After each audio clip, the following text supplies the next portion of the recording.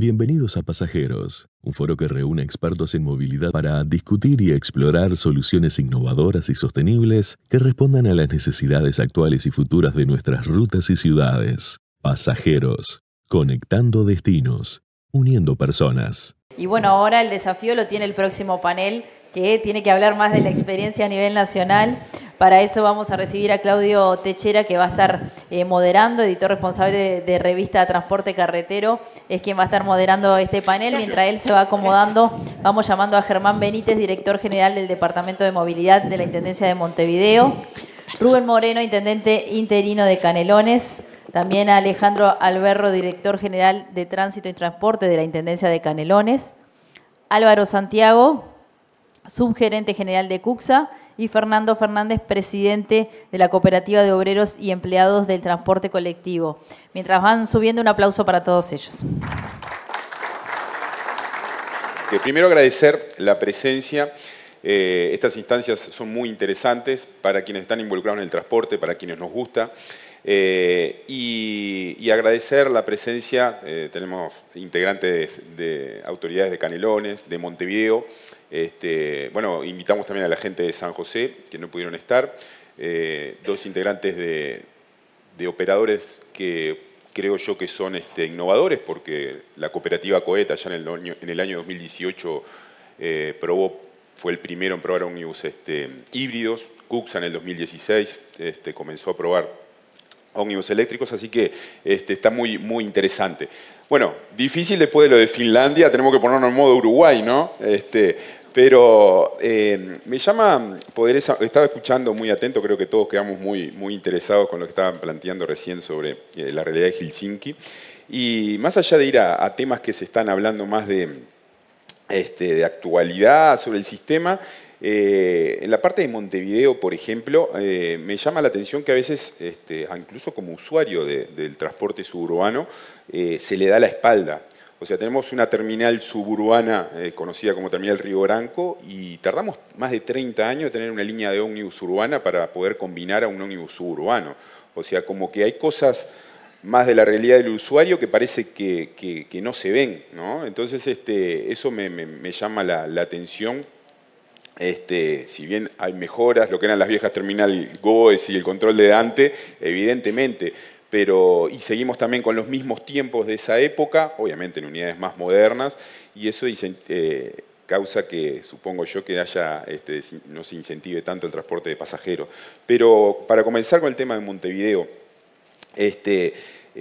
falta, mientras estamos desarrollando estos planes, hacer más cosas, ¿no? Para que la gente tenga conectividad con el área urbana y el suburbana, como esto de la terminal Río Branco, ¿no? Bueno, buenos días a todos. Iba a decir buenas tardes. Para aquellos que nos gusta la puntualidad, acabo de llegar de Montevideo. Me dieron el micrófono y me senté aquí frente a ustedes. Es un gusto estar frente a ustedes en este foro, tratando de compartir algunos pensamientos, algunas reflexiones vinculadas a cómo generar un sistema de transporte público metropolitano que sea... El claim era, bueno, integrado y sostenible. La realidad es que hoy en día el sistema de transporte a nivel metropolitano, y acá estoy incluyendo el suburbano, el urbano y los distintos urbanos y suburbanos interurbanos de los departamentos de Canelones y de San José, está llegando a un punto en el que no es ni tan integrado como debería, ni tan sostenible como podría. Entonces, realmente nosotros lo que identificamos es que tenemos un desafío en el mediano plazo, tenemos el gran desafío de la transformación del sistema de transporte público metropolitano. Yo creo que ese es el gran objetivo y hacia donde tenemos que enfocar nuestras aspiraciones, nuestras participaciones, nuestro trabajo. Después lo que pasa sí es que en el corto plazo uno está también permanentemente revisando, reformulando, en comunicación permanente, en este caso con el Ministerio de Transporte. Uno está tratando de generar una sintonía fina que le permita al sistema tratar de captar un poco más de demanda, de la demanda que tenía antes, digamos, originalmente. En la década del 90 el sistema de transporte urbano de Montevideo vendía unos 400 millones de boletos. En este momento estamos en la mitad aproximadamente, se están vendiendo unos 220 millones de boletos.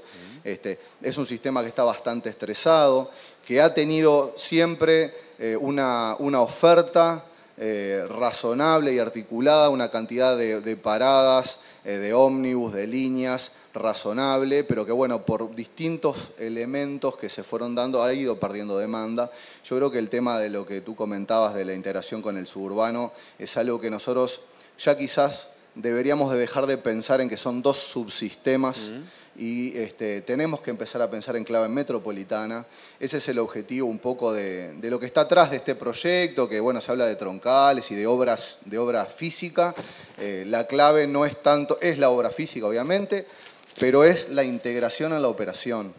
Esa es la clave para tener un sistema verdaderamente metropolitano. Y ahí, bueno, la disposición de terminales, tú hablabas de Río Branco, la disposición de intercambiadores, de terminales, de líneas alimentadoras, todo eso tiene que estar arriba de la mesa, pensado en clave metropolitana. Ese es el gran desafío que tenemos nosotros en este periodo. Es un objetivo en el que yo entiendo que estamos todos los actores alineados. Hace mucho tiempo, yo por lo menos no recuerdo de tener al presidente de la República comprándose el problema de la movilidad en el área metropolitana desde el primer momento, desde el momento en el que lo anunció en campaña electoral, a la ministra de Transporte y Obras Públicas diciendo que iba a ser una de las señas de identidad de su periodo de gobierno, a los intendentes de los distintos departamentos trabajando para que esto sea una realidad, a las empresas, a los trabajadores, que tenemos más o menos el mismo diagnóstico de que es necesario que haya una transformación profunda en el sistema. Este microclima que se generó es el ideal, nosotros entendemos, a lo cual le sumo un poco la disposición de financiamiento, porque de estas cosas, estos sistemas en otros lados del mundo, un mejor sistema es más caro. Genera mayor afluencia de público hacia el uso de transporte masivo, sin duda, esa es la idea. Pero son sistemas que requieren un nivel de inversión importante. Y nosotros desde el primer momento tenemos sentados en la mesa al Ministerio de Economía y Finanzas. Entonces, este microclima que se ha generado, esta coordinación entre los distintos actores, es lo que está permitiendo pensar de forma auspiciosa lo que se viene. Yo la dejaría por acá, no sé si tengo alguna participación. ¿Es de ronda? Sí, vamos, en ronda lo hacemos más dinámico y ya nos vamos pasando. Gracias, Germán. Seguimos, así lo hacemos más dinámico. Álvaro, el tema específicamente de Cuxa, que está renovando la flota suburbana con ómnibus eléctricos, toda la renovación viene siendo con ómnibus eléctrico, pero en el área suburbana, que es lo que estamos hablando hoy, ¿hay algún cambio por parte de la percepción del usuario en ese tipo de unidades en cuanto a la mejora ya continua, ¿no? que es un proceso, pero lo de ahora, ¿se percibe una mejora del usuario? Sí. Antes me gustaría agregar algún elemento a lo que se estaba comentando recién. Miramos ciudades que invierten mucho en sistemas masivos de buena calidad, pero no imitamos la normativa y la fiscalización que tienen en relación con la circulación de los vehículos privados. Todas esas ciudades, Helsinki y la que a usted se le ocurra, Madrid, Barcelona, París, invierten mucho en transporte público, en eso no podemos estar más de acuerdo, pero también restringen muchísimo la circulación de los autos privados. No se preocupan por resolver los congestionamientos del espacio que dejan para los autos privados, que no es el principal espacio para la movilización de personas. Entonces tenemos que ver las dos caras de la moneda, porque no es solo invertir en un sistema masivo, los conductores de vehículos no se bajan del auto, aunque usted le ofrezca un sistema de muy buena calidad, a menos que el espacio que le deja a los autos necesariamente implique bastante tiempo de viaje, bastante más que en el transporte público. Entonces creo que son dos cosas que van de la mano y que a veces omitimos. Acá hasta se ponen en discusión cuando después de varios años el estacionamiento tarifado aumenta hasta por debajo de la inflación y se discute. Y eso no se discute en Helsinki, no se discute en Madrid. Entonces son cosas que hacen a la calidad del servicio del transporte público y a la calidad de vida de la gente.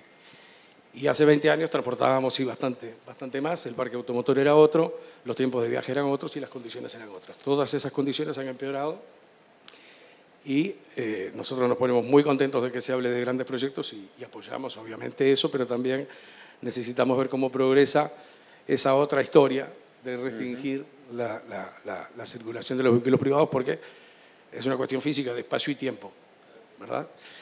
Ahora, yendo a su pregunta, sí, de hecho, incluso vinculan, asocian hasta con una mejor calidad de atención, cuando en realidad los conductores siguen siendo los mismos, y la atención al público siempre ha sido, en fin, no ha sido un motivo de disgusto, pero los sonidos eléctricos generan hasta esa sensación.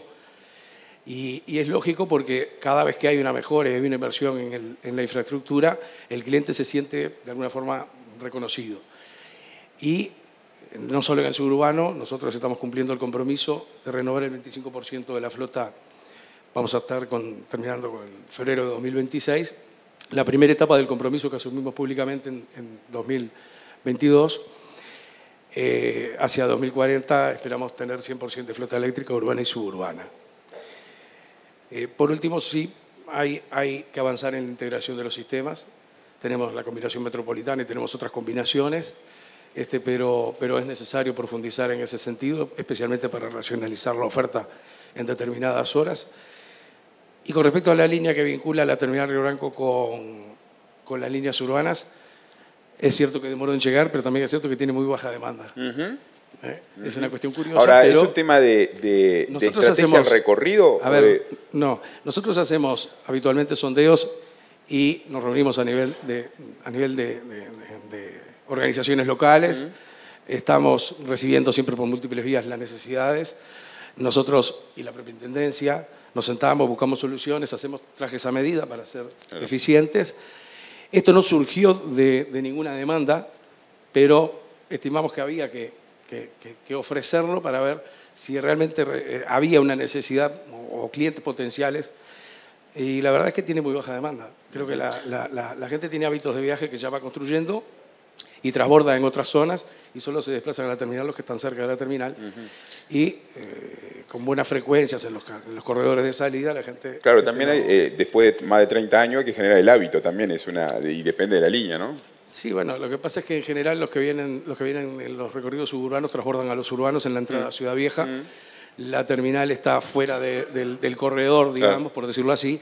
Entonces, también ese es un aspecto que tiene que tenerse en cuenta. Las terminales que están fuera de eje, como la terminal Colón, no podían funcionar nunca, ¿verdad? Pero esta tiene su sentido de ser y los transbordos la gente los hace en otros corredores. Por eso es que la línea tiene baja demanda, a pesar de que seguimos ofreciendo ese servicio. Seguimos. Tienes micrófono. Perfecto. Alejandro, ustedes en Canelones vienen haciendo algunas líneas, no hace tantos años que, por ejemplo, para trasladarse de ciudades tan importantes como Las Piedras y Pando, inclusive pasando por la terminal Colón, líneas, ¿faltan más servicios? O sea, porque hay líneas nuevas que se han dado, hay renovación, hay empresas con ómnibus eléctricos, ¿cómo están en Canelones? Y justamente... hay una línea que viene de esas ciudades y conecta con la terminal Colón, que ingresa al departamento de Montevideo. ¿Faltan más líneas del departamento de Canelones que tengan ese tipo de conexión? Sí, bien. Buenos días, tengan todas y todos.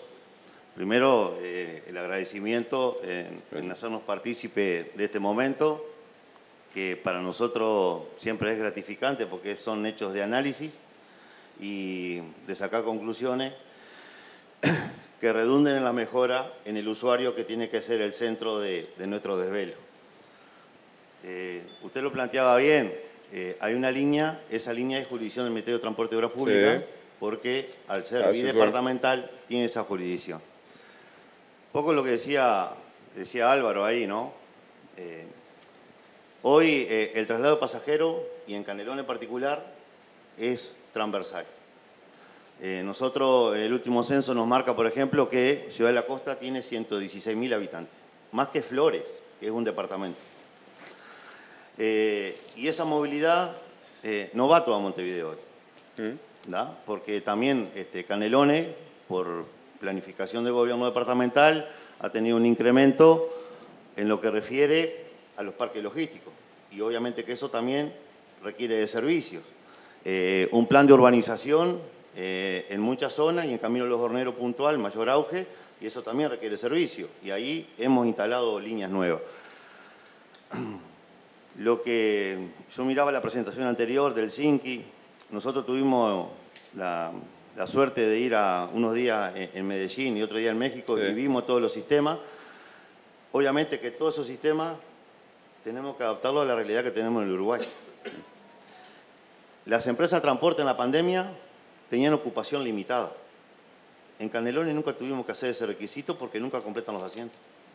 Por lo tanto, si a las empresas urbanas y a las suburbanas les bajó la venta de boletos, en Canelones también bajó, porque el parque automotriz de empadronamiento 0 kilómetros, motos, autos y camiones, en los 11 meses en Canelones fueron de 22.000 vehículos. Por lo tanto, eso también hay que contemplarlo en eso. ¿Qué es lo que nosotros visualizamos y hay un compromiso del intendente y del gobierno departamental? El transporte público como una política de Estado. Y esa política de Estado, hoy tiene que haber un cambio en la regla de negocio. El transporte no subsiste con el boleto solo. Nosotros fuimos y escuchamos y conversábamos y analizamos con diferentes compañeros que el transporte tiene que contar con recursos extratarifarios. Y ahí entramos a hablar de los territorios. A ver, nosotros veníamos ahora con Rubén Moreno, compañero intendente, y decíamos, este campo así pelado no vale nada. Ahora este campo con una carretera y un servicio de transporte tiene otro valor. Bueno, esa plusvalía de lo que es cartera, tierra y eso tiene que tener un aporte al transporte, para que sea una política de Estado que sea accesible. Entonces, digo, así como otros, ¿no? Centros comerciales, habitacionales. Hoy estamos trabajando en un sistema de transporte que va a ser del Pinar a Ciudad Vieja. Canelones ahí tiene 16 kilómetros de extensión. Hoy eso va a tener una transformación paisajística y una revaloración económica.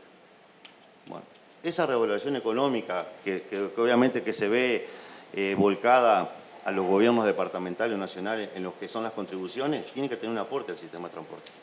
Porque eso se valoriza porque hay servicio. Entonces, con estos condimentos nosotros creemos que estamos en condiciones de generar nuevas líneas que generen conectividad de un sistema integrado entre el urbano de Montevideo, el suburbano y el urbano de Canelones, y en un sistema un poco más ambicioso que sea una conectora del INTE departamental. Yo me pongo en Canelones ciudad, la gente que va por Ruta 5 tiene que salir a tomar el ómnibus a la ruta a un refugio.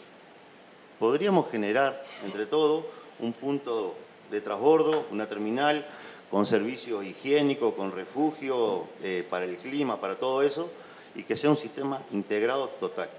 Pero bueno, creo sí que el transporte ha sido la vedette de todas las campañas políticas. En todas las campañas políticas encontramos transformación del transporte. Creo que hoy estamos en el momento en que la piedra fundacional ya está, porque hay una aprobación de la agencia en el Parlamento, y creo que están todos los actores comprometidos en buscar un sistema de transporte integrado, que el usuario vuelva, que tenga accesibilidad, que tenga condiciones de higiene óptimas en las unidades y que fundamentalmente a veces el precio del boleto, hoy lo comparan con el incremento del parque automotriz eléctrico y creo que también el boleto tiene que tener una baja para que sea todos los elementos atractivos y retomar el usuario al transporte público. Que no retomar el usuario al transporte público porque todos somos transportistas y queremos tenerlo, sino porque genera efectos positivos colaterales. Disminución del CO2, o sea, del medio ambiente, la emisión de gases, con la transformación energética de buses eléctricos. Estaba mirando ahora ahí un ómnibus de la empresa Talapando, ¿no? De estas contradicciones que tiene la vida. Ayer se prende fuego un ómnibus de Talapando en la ruta 101 y la 8 y tenemos un ómnibus eléctrico en perfectas condiciones, en excelente servicio para el usuario. Bueno, Eso es una señal de que el gobierno de Canelones generó un fideicomiso para que estas empresas de transporte de Canelones puedan tener estas unidades. Así que, reitero, hay un compromiso departamental desde el intendente en apostar al sistema de transporte integrado y que sea una política de Estado. Fernando, como operador, la cooperativa, comparando la historia de la cooperativa COET, ustedes son recientes en el tema suburbano, primero con la línea de CODET allá en el 2007 y más reciente acá con la línea 222. ¿Eso causó algún impacto? Porque una cooperativa netamente urbana, ahora ya están adaptados, pero cuando comenzaron con las líneas suburbanas, ¿es muy diferente a lo que ustedes estaban habituados, ¿no? Que solamente eran del sector urbano? Bueno, buenos días. Sí, en el caso particular mío tengo casi 40 años en la cooperativa, muchos de ellos en la parte de la dirección de la empresa. Y nosotros éramos una empresa netamente urbana.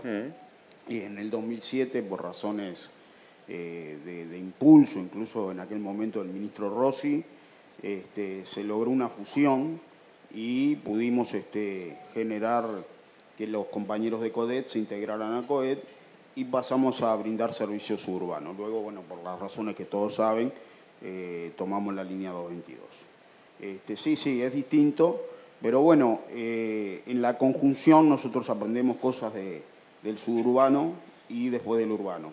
A partir del 2007 empezó una integración para tratar de que el transporte sea igual, sobre todo incluso con los salarios, con la prestación de trabajo, con beneficios, y bueno, ahí se fue llevando. No quiero dejar pasar algunas cosas. Sí, para mí, después de tantos años, es la primera vez en estos años que veo que se encara el transporte como una política pública para poder llegar a lo profundo del sistema. Yo saludo enormemente que el Poder Ejecutivo, a través del presidente, de la ministra de Transporte, del intendente de Canelones, tomen el transporte como una política pública, porque creo que esa es la forma de atacar el problema de transporte que viene en declive de hace muchísimos años. Y mire que las empresas hemos hecho un montón de cosas. Mejoramos el parque automotor, como bien dijo Santiago, con los híbridos, con los eléctricos. Mejoramos la tecnología, porque se introdujo el STM, las combinaciones, el boleto 1 hora, el boleto 2 horas, que sustituyó el antiguo boleto Montevideo, que trabajó Felipe Martín desde la Intendencia de Montevideo. Mejoramos el ómnibus en las condiciones para el pasajero, o sea, accesibilidad, aire acondicionado, no es poca cosa. La gente, hoy por hoy, nos hace, sobre todo con estos calores, 40 grados, subir a un ómnibus y que el ómnibus esté fresquito, las condiciones de viaje. Pero bueno, todo eso no alcanza. Y cuando uno veía que promocionaban un tren como una política aislada, cuando nosotros trabajamos en el transporte, para adentro pensamos, bueno, esto no viene bien. Y creo que lo que se está haciendo es intentar ver al transporte como una política global, unitaria, para tratar de reconquistar al pasajero. El transporte tiene que volver a subir a los usuarios arriba del ómnibus. Para eso hay que atacar el auto particular, como bien había explicado Santiago, y sobre todo brindar condiciones de viaje distintas. En los tiempos de recorrido, que creo que este proyecto ataca fuertemente los tiempos de recorrido, en el precio. Si nosotros tenemos más pasajeros arriba del ómnibus, también va a ser posible que el boleto salga más barato. Aunque creo que hoy, salvo en el sistema suburbano, el precio no es uno de los grandes problemas. Pero si el precio es más barato, el usuario va a poder acceder mejor al ómnibus. Y bueno, y en eso estamos, trabajando la complementariedad. Yo creo que hay que ofrecerle al usuario, nosotros pasamos a un sistema totalmente en el cual cada empresa brindaba un servicio, competíamos fuertemente, empezamos a complementarnos y hay que seguir así. El usuario hay que darle todas las herramientas para que se suba al ómnibus. Y en eso estamos, y bueno, yo, antes de terminar, saludo fuertemente esta iniciativa. Creo que es algo muy bueno que el país tome como política pública la política de transporte. Muy bien, el intendente, La ciudad de la costa, protagonista, obviamente que también lo que es Ciudad del Plata en San José, pero en el caso de ustedes tienen, están con un tema muy importante. ¿Qué es lo que puede hacer también la Intendencia? Más allá de la integración, ustedes, como Canelones, pueden hacer muchas cosas, como estábamos hablando, las líneas troncales que se tiene que empezar, toda la infraestructura. Ustedes desde la Intendencia, ¿qué rol tienen que tener en este papel tan importante? Bueno, primero que nada, muy buenos días. Agradecer la oportunidad. Soy intendente interino, el intendente Legnani está en Río de Janeiro. Primero que nada, agradecer esto porque es además la forma que nos damos en Canelones de trabajar. Entendemos que el gobierno tiene que ser multinivel, o sea, los 3 niveles de gobierno trabajando y articulando con la otra pata fundamental que es la ciudadanía, con participación. Entonces yo ahora escuchaba a la compañera que hablaba de Helsinki y ahí hablaba mucho de la población siendo protagonista también del cambio. Entonces, por un lado, felicitar el liderazgo que desde el Ejecutivo y el acuerdo con los demás partidos de liderar esto del tema de la movilidad, que fue un tema prioritario en la campaña. Entonces, la mano ni que hablarla tiene Felipe ahí con todo el equipo del Ministerio, con Lucía y fundamentalmente con el presidente de Yamandu Orsi, pero ni que hablar que tenemos que participar los demás, fundamentalmente Canelones y Montevideo, en lo que tiene que ver con la movilidad. El liderazgo, por supuesto, es del Ministerio, es imprescindible el trabajo tanto de Montevideo como de Canelones y nosotros entendemos que es posible y que hay que invertir y hay que hacer tiene que ser un plan estratégico, ¿no? Y las veces que se ha trabajado así, en Ciudad de la Costa, por ejemplo, todos nos acordamos lo que era Ciudad de la Costa hace 20 años, era un pozo solo y parecía que era inviable ese lugar y sin embargo, personas que se fueron y volvieron, ahora no se dan cuenta dónde era la casa donde vivían antes o los familiares. Había un cambio total también ahí, ¿no? Con un liderazgo de Marcos Carámbula, pensando a mediano y largo plazo y trabajando de esta forma, ¿no? Con el gobierno nacional y con el gobierno departamental y ahora con los municipios, que yo quiero también poner esa pata siempre en el intercambio porque los municipios tienen un rol fundamental, han servido muchísimo para profundizar y para que avance la democracia y es el vínculo con la población que es fundamental para transformar todo esto.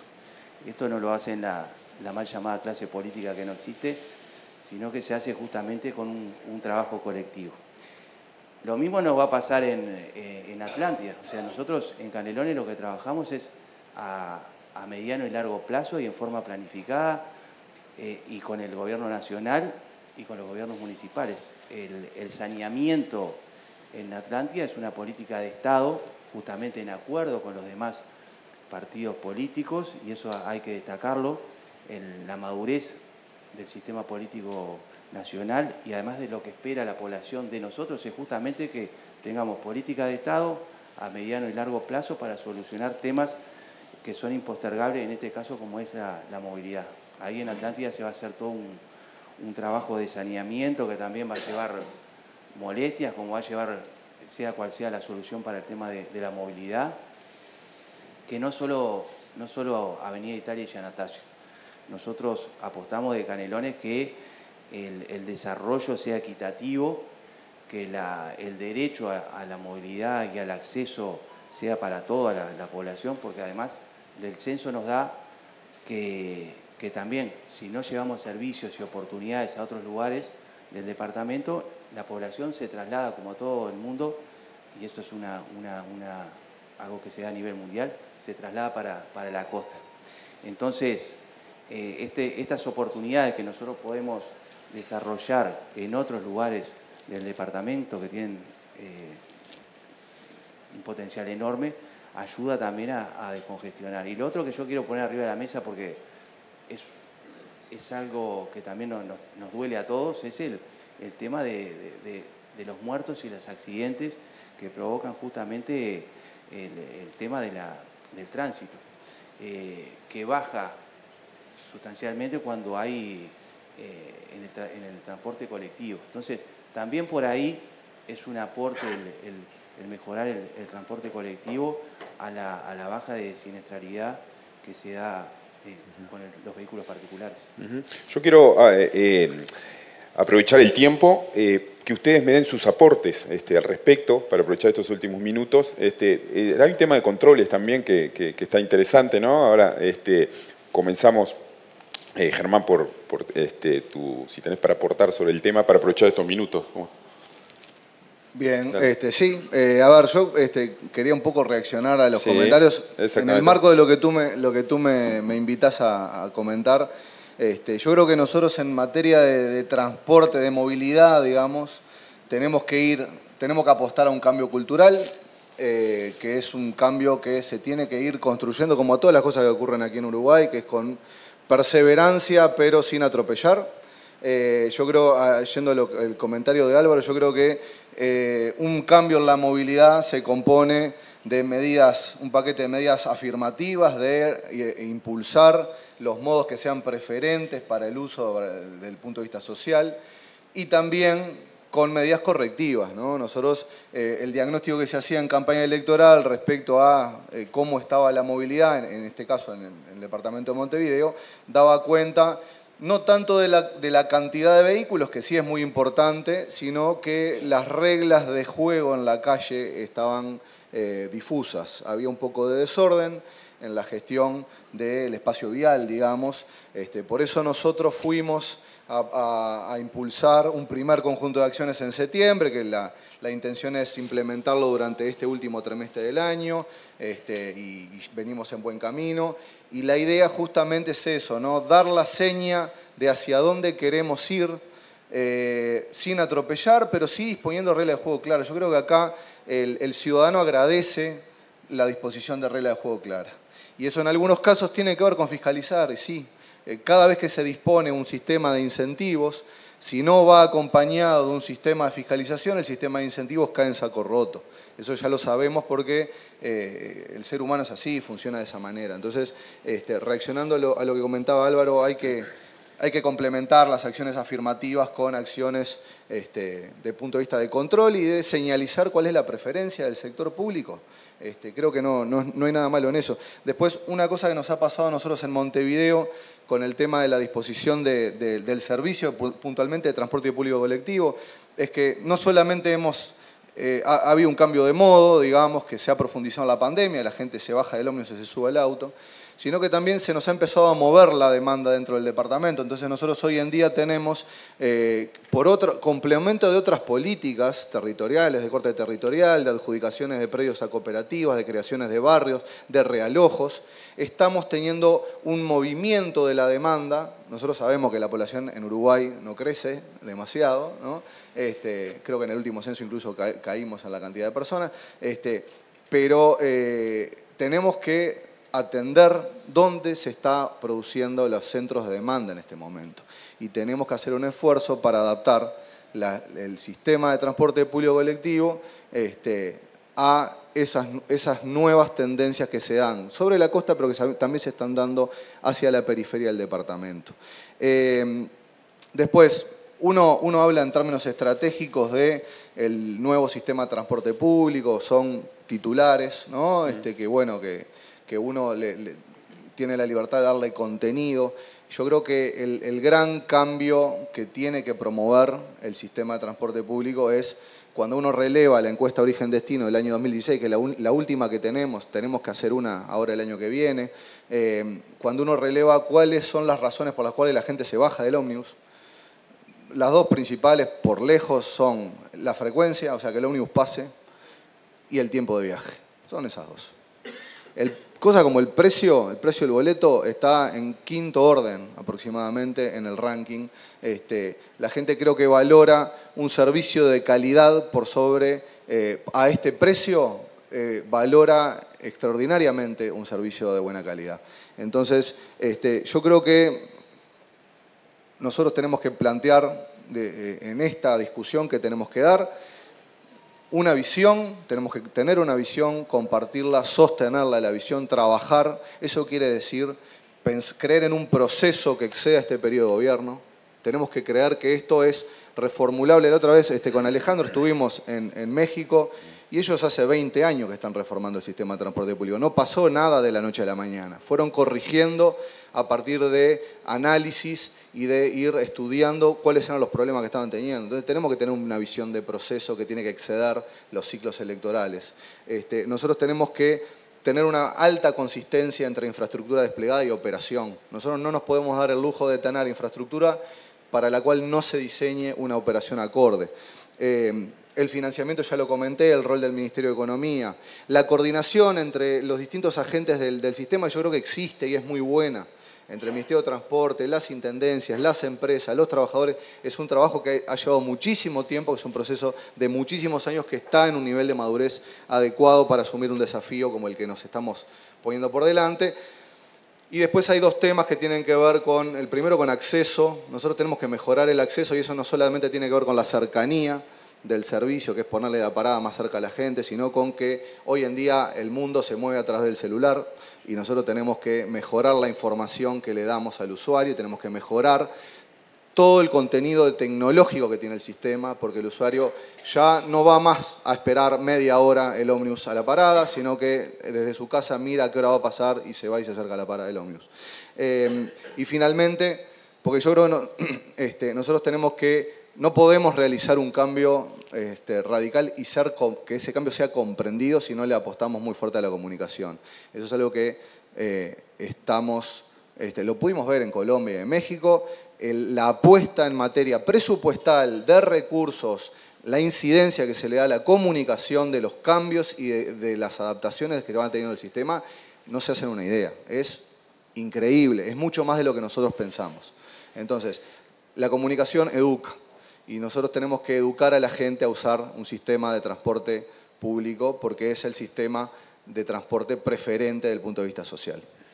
Sus aportes, quiero que aprovechemos estos minutos finales sobre el tema. Sí, no puedo estar más de acuerdo, Germán, con lo que dijiste, especialmente con las medidas que ya empezaron a tomar de ordenamiento. Las agradecemos, realmente algunas de ellas, incluso el control de los carriles solo usa, ha estado demorado y el impulso que le están dando a esas medidas y ese ordenamiento en determinadas vías, etcétera, y provisión de estacionamiento fiscalizado en sitios donde realmente había nudos que nos hacían perder muchísimo tiempo y a nuestros clientes particularmente. O sea que no puedo estar más de acuerdo. Pero sí, lo que dije en mi intervención anterior tenía que ver con lo injusto que son a veces las comparaciones cuando vemos ciudades que gastan 900 millones de euros, como Lyon, como Helsinki, que son del tamaño de Montevideo, claro, y gastan 900 millones de euros, 1.100 millones de dólares al año. Ese es el presupuesto del sistema de transporte allí.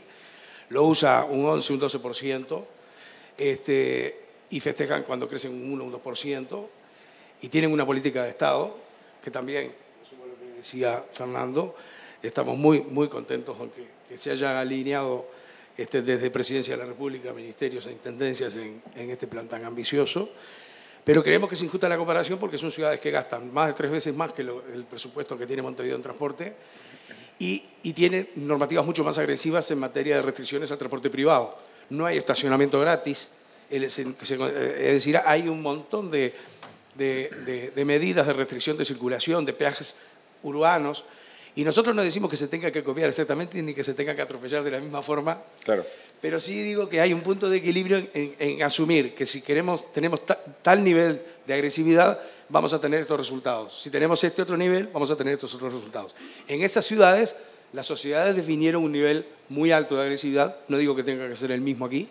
Lo que digo es que si hay una relación entre lo que se hace con el vehículo privado y el impacto que tiene sobre el espacio disponible y la calidad del servicio del transporte público. Y eso es lo que a veces omitimos cuando hacemos comparaciones de Montevideo con otras ciudades.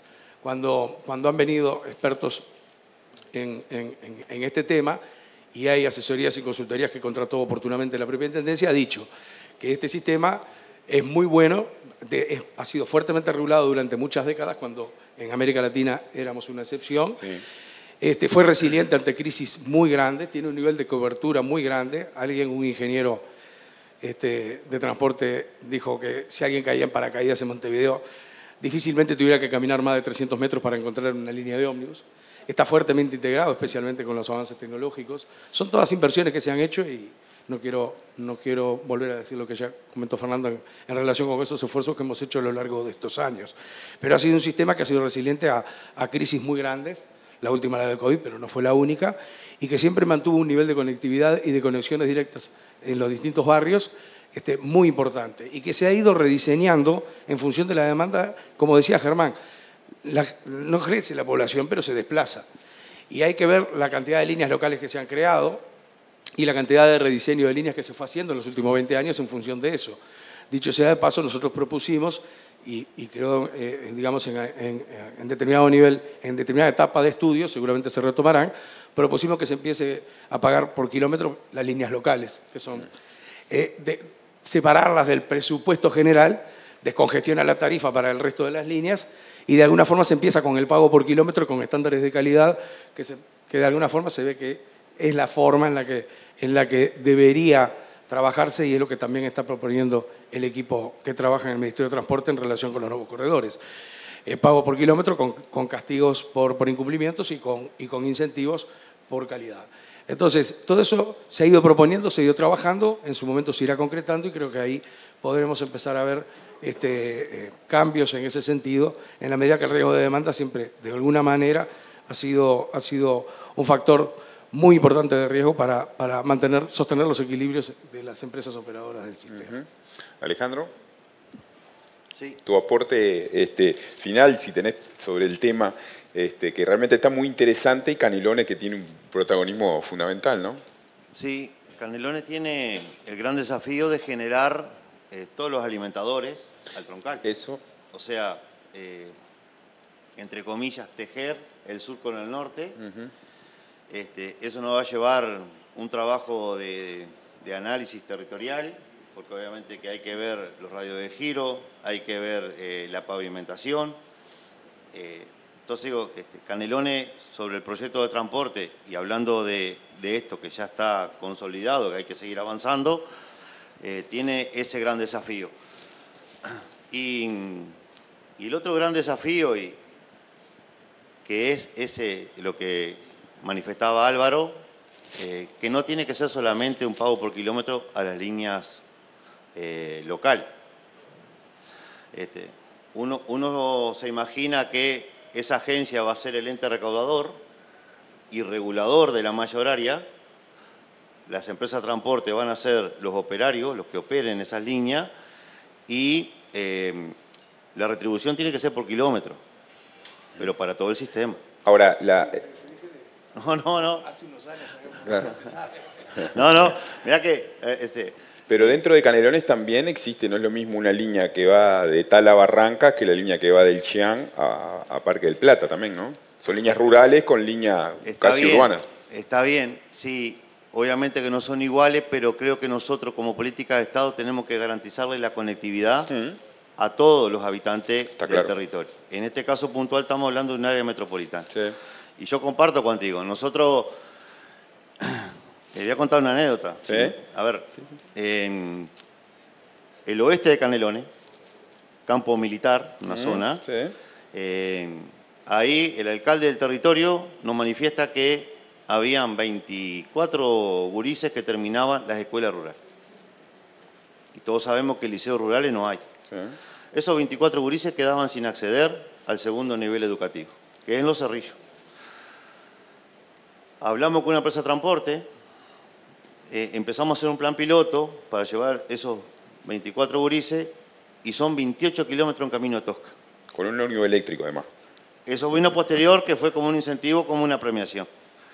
Y bueno, entonces nosotros decimos, esa empresa de transporte, si el gobierno departamental no genera una pequeña ayuda, no le es rentable. Entonces, a lo que voy es eso, digo, la redistribución de los recursos tiene que ser para todos.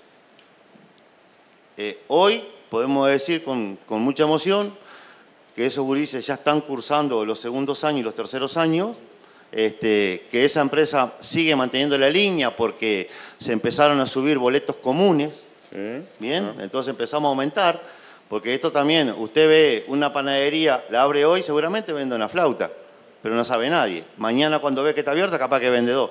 En el ómnibus pasa igual. Pasa la línea de ómnibus, nadie sabe. Lo ve pasar un día, 2 días, 3 días, empiezan a estimularse. El hábito. El hábito. Hay que hacer el hábito. Entonces, digo, nosotros nos imaginamos los troncales, el alimentador, Canelones, reitero, lo que es Ciudad de la Costa. Y no solo Ciudad de la Costa. Nosotros tenemos líneas conectoras de Pando hacia la ruta 8, obviamente, pero también hacia Anastasio. Y esa línea de Pando perfectamente puede venir personas del Santoral y hacer el transbordo y combinar para ahí. Por lo tanto, en nuestro escenario, Canelones todo es un alimentador de todo el sistema. Muy bien. Entonces creo que como Canelones en su extensión territorial, vamos por ese sistema que sea genuino para todo el sistema de transporte, tanto en los subsidios como en una tarifa, que habrá que empezar a trabajar. Y uno que viene del transporte, yo un gusto encontrarme con compañeros, yo comencé de conductor cobrador el 7 de enero del 92, 23 años de conductor cobrador. Por lo tanto, el proceso lo viví casi todo. Y uno analiza que parte de tarifario tenemos que empezar a trabajar en la tarifa plana. Sí. Y que la combinación no sea un costo al usuario, sino que sean beneficios al usuario y hacia las empresas. Los tiros largos, nosotros tenemos una línea que va de Costa Azul a Santa Lucía, 120 kilómetros. ¿Quién se va a tomar un ómnibus 7 kilómetros, 2 horas y media? Hay lugares que va con 6, 7 personas.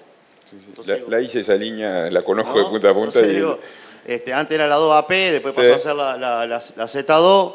Y digo, bueno, entonces digo, nosotros nos imaginamos hoy, y por suerte somos todos conocidos muchos años, esa agencia integrada, multiinstitucional, y yo me analizo que también tiene que estar la UTE integrada en este sistema, porque tenemos que ir a un cambio de la transformación en la materia energética, y bueno, y que ese sistema tarifario y subsidiario sea genuino y equitativo para todo el sistema de transporte. Fernando. Bueno, yo hablé hoy de lo que es la complementariedad.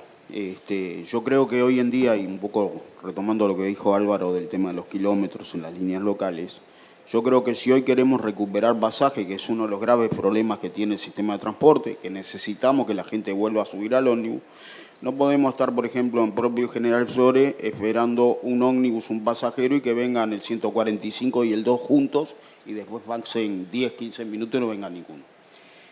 ¿Qué pasa? Eso pasa porque en definitiva todavía le falta al sistema algo, y es que las empresas siguen todavía luchando por el boleto. O sea, cada empresa cuando cobra un boleto se queda con el dinero. En los locales, como dice Álvaro, pasa algo igual. Los locales son un servicio local. Generalmente a las empresas de transporte no les es rentable. Entonces, cuando nosotros lo hacemos, sabemos que para nosotros no es rentable, pero estamos brindando un servicio social.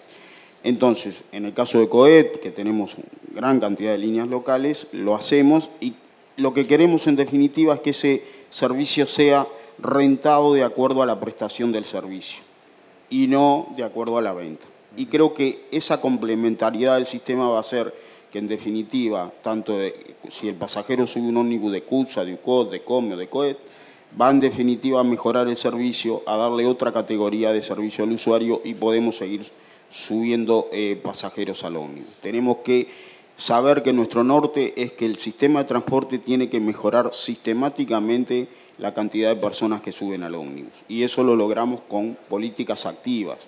No solo de la empresa en lo que tiene que ver con el mejoramiento del bus, con el mejoramiento de la tecnología, con darle al usuario otras posibilidades de forma de pago. Hoy el usuario tiene la tarjeta STM, bueno, hay que incorporar las tarjetas de crédito, las tarjetas de débito. Hoy el mundo cambió, la gente se mueve cada vez con menos efectivo. Hay que tratar de eliminar el papel para darle más rapidez, hay que tratar de eliminar el dinero. Y bueno, y eso se logra con trabajo. Estamos en eso, porque como dijo el director de Montevideo, se está trabajando fuertemente en la incorporación de una nueva tecnología que le va a dar mejor información al usuario, que pueda saber dónde viene el ómnibus, cuánto tiene que esperar y qué medio de pago tiene que usar. Nosotros del lado de las empresas estamos haciendo todas las inversiones necesarias y vamos a trabajar fuertemente en esta política de movilidad. Entonces esperemos que el transporte mejore, que el usuario llegue a los niveles, ojalá llegamos a los niveles de satisfacción que tiene Helsinki. Yo escuchaba 80% más y creo que esa es la forma de trabajar para tratar de lograr que el sistema tenga en definitiva mayores usuarios y en el caso nuestro es un respaldo a nuestra fuente de trabajo. En el caso de Coet somos trabajadores, no hay grandes empresarios, sino que en definitiva cada familia depende de que esto funcione y que funcione no para ahora, sino para los próximos 30 años. Así que bueno, en el caso nuestro vamos a estar siempre colaborando para tratar de mejorar el sistema de transporte. Muy bien, Fernando. Bueno, bien ¿Tu aporte? veo que están... Sí, estamos bien, pero la idea felicitar esta instancia, felicitar nuevamente a esta política de Estado y esta visión a mejorar esta problemática de la movilidad. Y ahora que Alberro comentaba esto de Cerrillo, que estuvimos trabajando con él en el periodo anterior, pongo como ejemplo también lo que fue la política de cuando interviene el Estado y hay una decisión del boleto estudiantil. Y cómo impacta eso como un derecho también hacia la ciudadanía. Los que tenemos de 50 para arriba sabemos lo que era que nuestros viejos nos pagaran el abono para ir a estudiar y cuántos quedaban afuera justamente del sistema educativo. Entonces, cuando se decidió implementar esa política de Estado, ayudó no solamente a lo que fue el transporte, sino al desarrollo humano, que tiene que ser el fin nuestro. El objetivo es justamente el ser humano y las personas y el poder dar oportunidades. El otro día hoy le comentaba al Berro cuando veíamos dos cosas, ¿no? Cuando llegamos ahí a la 101 y 102, yo le decía, mirá esa imagen. Los autos venían todos para el lado del interior, para el lado de Pando, 101, y muy pocos para Montevideo. O sea que cambió también esa lógica, lo que decías tú, de las formas y para dónde se transporta. Pero el otro día fue el Día de la Discapacidad, el 3 de diciembre, y se hizo en Costa Azul con muchísima gente y muchísimas organizaciones sociales, y ponían como punto fundamental, como derecho, como ambición, poder tener justamente ese derecho a poder transportarse por las diferentes líneas, ya sean urbanas o suburbanas, que ahí también tenemos que trabajar mucho en coordinar ese tema. Por eso ponerlo también como algo que se tiene que gestionar bien y que tiene que ser atractivo, pero también como un derecho humano, el tema del transporte.